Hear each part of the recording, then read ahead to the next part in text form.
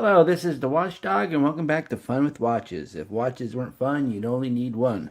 Today we're going to review the Chenxi CX-948 homage to an AP Royal Oak. Let's start out with the wrist check.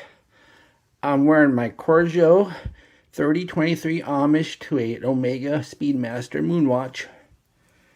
And Grogu is wearing my Timex Expedition chronograph. Grogu said the Jedi Academy cafeteria was all out of frog eggs. Master Skywalker asked him if he would try some toad eggs instead. He said no thank you. He didn't want to contract Star Wars. And here is the watch. This watch did not come in a box, but it was around $20, so I guess you can't really complain about that. There seems to be a plethora of ultra-affordable Royal Oak homages in the AliExpress verse, and I've already reviewed several, so why did I bother with the Chenxi? First of all, I had never heard of the name before and was curious about a new brand. As a watch reviewer, I don't only review watches I would buy and regularly wear. Another thing that caught my attention was that the picture in the AliExpress ad seemed to emphasize the crystal. And this watch does indeed have a seriously domed crystal, and when you tilt the watch, you appear to get the flash of blue of an AR undercoat. I chose the black colorway since I usually choose blue, and I wanted to mix it up a bit. There's also a blue, green, and white. Then there's also a black case and bracelet with a black dial. The watch is 42 millimeters if you measure the flat edge of the bezel. 51.8 millimeters lug to lug, even though they're not really lugs. 12.4 millimeters thick if you measure to the top of the dome crystal. And since the lug width does not apply, the bracelet is 25.8 millimeters where it attaches to the case, and it tapers down to 18 millimeters at the clasp. It weighs 126 grams on the supplied bracelet with 4 links removed. Being a Royal Oak homage, it has an octagon bezel. This one doesn't have the coarse brush marks of a typical Royal Oak homage. Then these screws here, they're strictly cosmetic. The dial is a black waffle dial with the Chenxi name and logo printed on top. The lume indices are applied.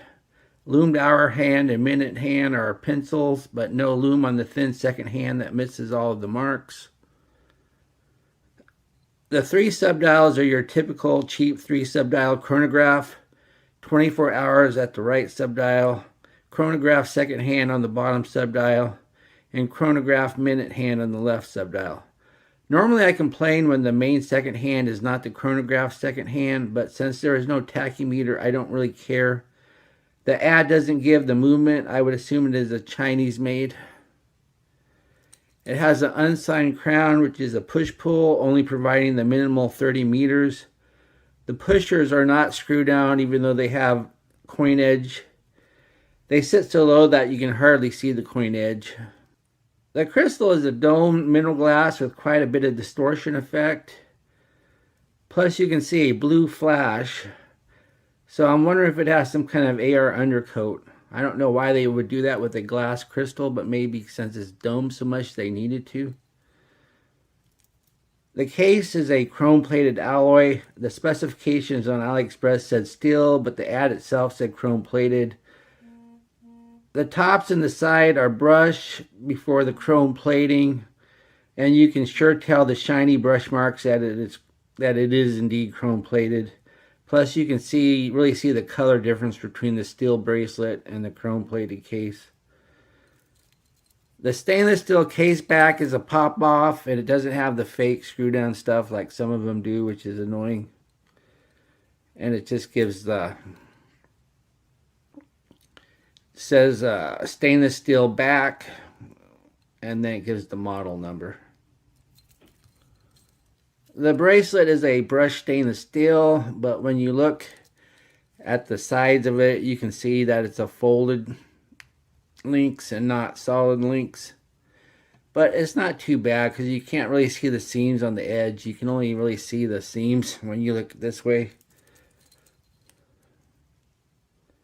It has push pin adjusters.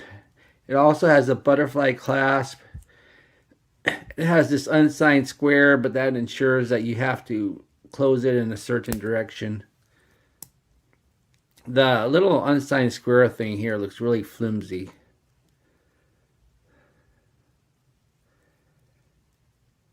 And also, the clasp is integrated and it's pretty loose where it's attached to the bracelet.